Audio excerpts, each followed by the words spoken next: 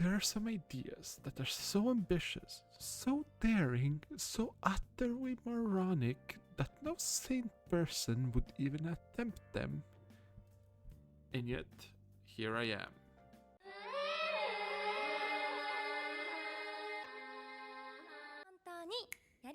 I think it's time we blow this scene. Get everybody in the stuff together. Welcome to what is quite possibly the worst decision of my life. Reading through the top 100 manga of all time on my anime list.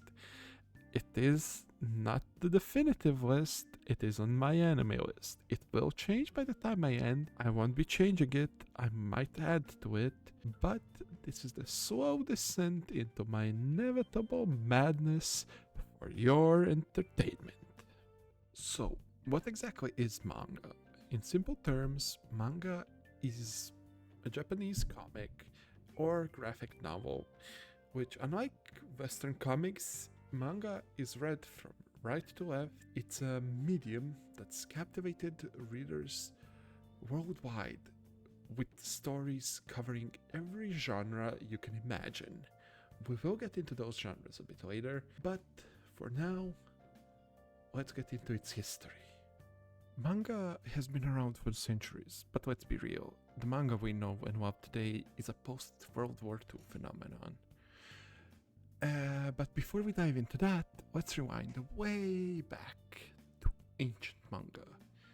Manga's origins can be traced all the way back to 12th century Japan with something called shojo, which, fun fact, is basically an ancient Japanese scroll of frogs and rabbits doing weird human things.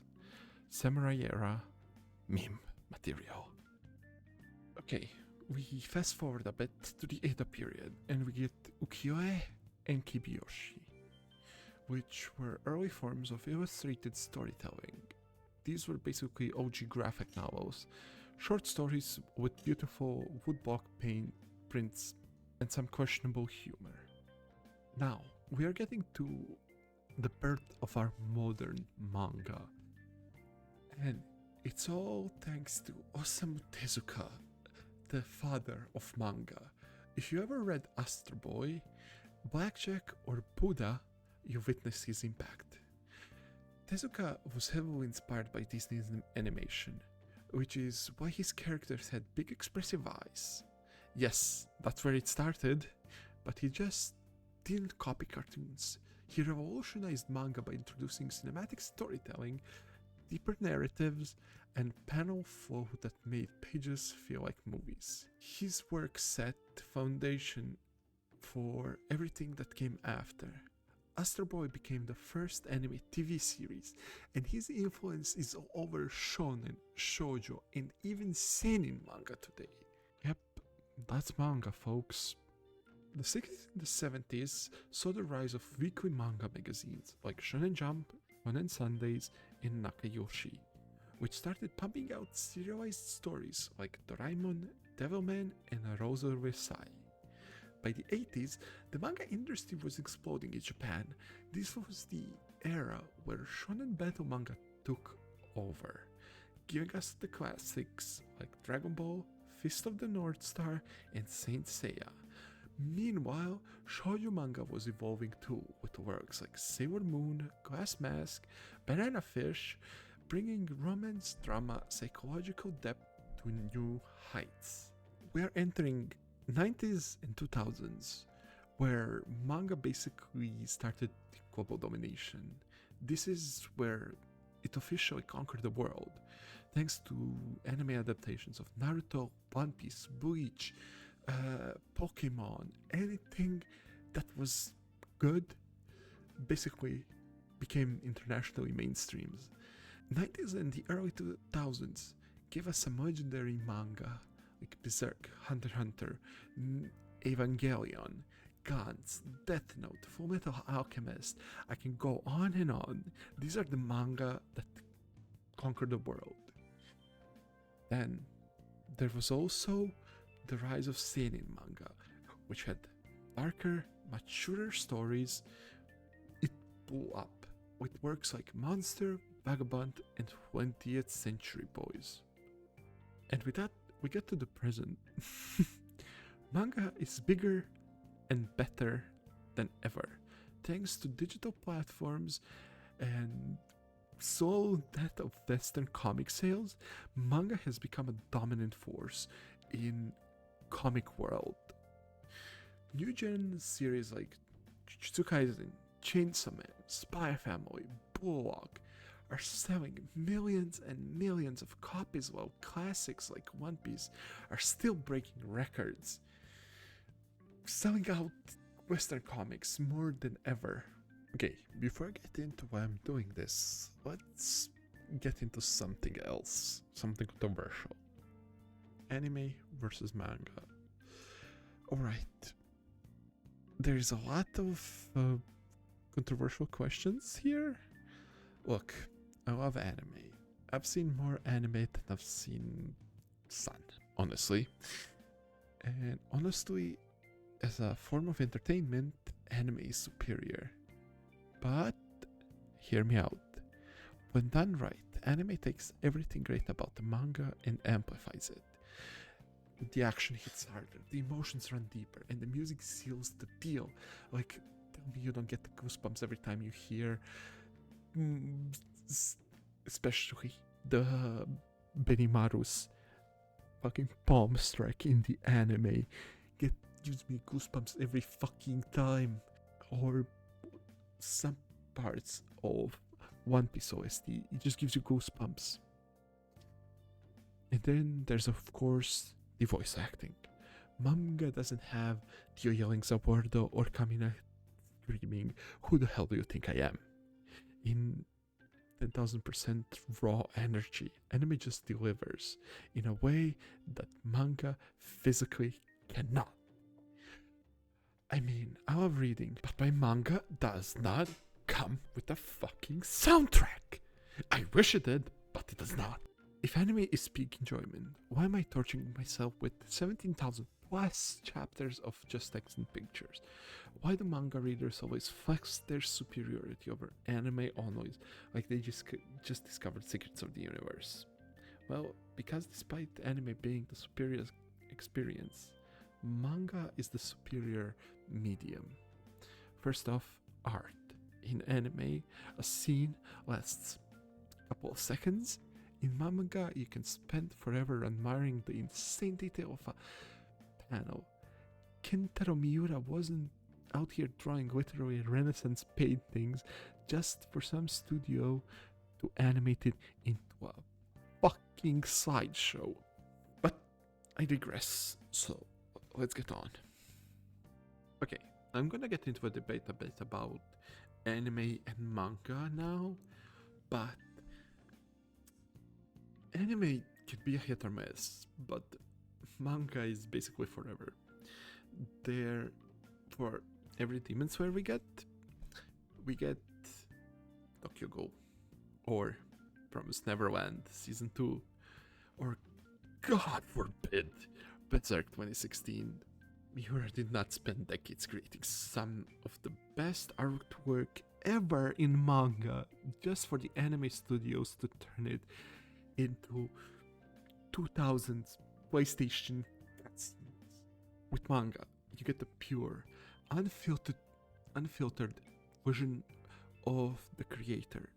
No weird pacing, no filler arcs, no random censorship, and best of all, no CGI abominations. Also, let's be real, manga readers are basically anime time travelers. We've seen the future, we know who dies, who wins, and which arcs will be peak. Oh, you watched Made in Abyss. Yeah, but the manga hits different. You thought Chainsaw Man was wild. Wait till you see part 2. You like the Attack on Titan's twist? Yeah, we knew that years ago. We get into that, and really, manga readers are time travelers for anime viewers.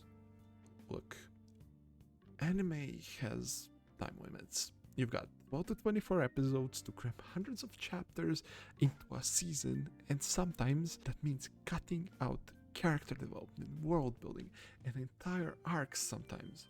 Manga doesn't have that problem. You get every single detail, unfiltered, and if you want to read an entire story in one sitting without waiting for season 2, which may or may not take 5 years to exist, manga is the way. Though I'm not gonna lie, there are some caveats to that.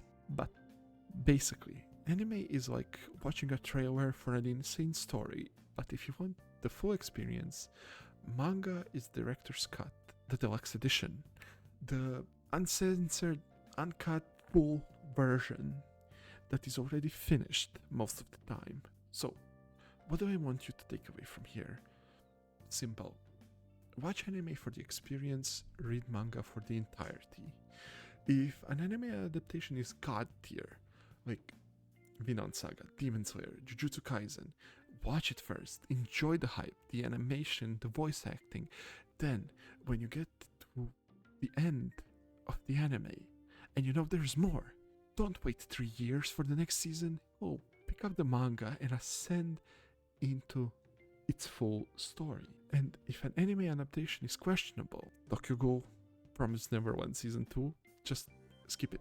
Read the manga and pretend the anime never happened. At the end of the day, anime and manga have their strengths.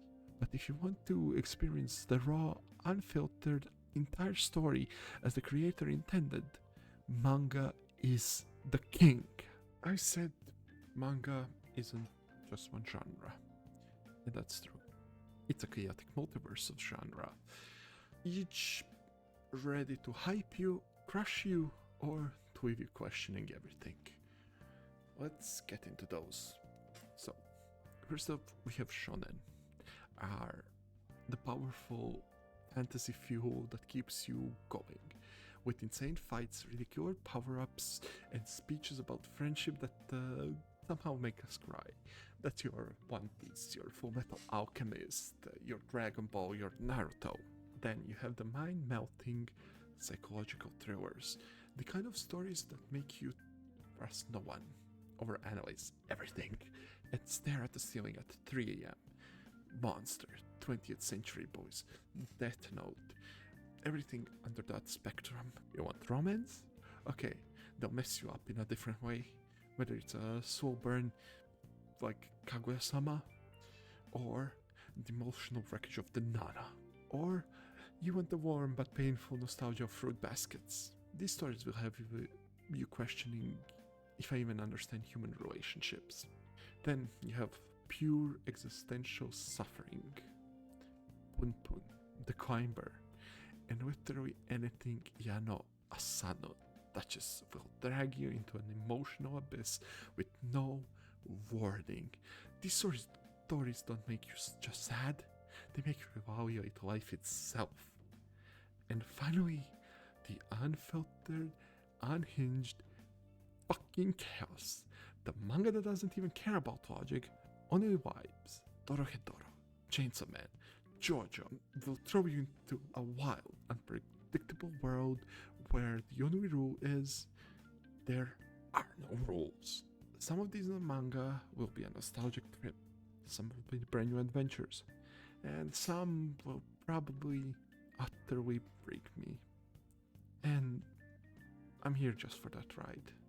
So, we are at the end, and the question is, why am I doing this? That's an excellent question, one I have asked myself many times in the past few weeks since deciding this and making the list. Look, I love manga, I've been reading it for years, but a few weeks ago I realized and went on my anime list and looked at the top 100 manga and realized I've seen about 68% of the top 100 anime, and those I haven't seen are either Gintama films or Haikyuu stuff. Sounds impressive, but then I checked my manga. 20%. That's how much of the top manga I've read. That's unacceptable. And so, in the moment of big galaxy brain thinking, I decided, screw it, I'll go through all of them. Well, that's how I find myself here. This could be considered a mistake, but I don't consider it a mistake. I really want to do this. I really want to go through the new stuff and read new stuff. Some stuff I've already seen attracts me. Like, I want to read it right now. But I will go number by number from 100 to 1. So, the rules. Yes, I need rules to survive. To keep this challenge from completely spiraling into chaos, I'm setting a few ground rules for myself. And not just for myself. I will be starting making videos on YouTube. And they will come out when they come out. Some of the mangas are really long and should be classified as a full-time job. So expect a video about a manga every time I finish clawing my way through it. Some manga I've already read. One Piece and some bigger ones. But the biggest one is One Piece. I've read through that. I'll probably go off of my memory or watch a few other videos just to refresh my memory. I will be not going through, what is it now, almost 1,200 chapters at this point. Yeah, I'm not going through that again. I will try to finish everything, unless it's absolute torture. If I drop something, that doesn't mean it's bad, it just means I've hit my limit. I don't think I would drop any of these, but we shall see. So, that brings me to basically the real end of the video. What I'll be starting off with is something I wasn't expecting to be on the top 100, but it barely made the cut. It's a comedy, kinda. It's Spy Family. Well, I do this manga challenge. I will be also working on other videos, including essays on anime or deep dives on some random things I love.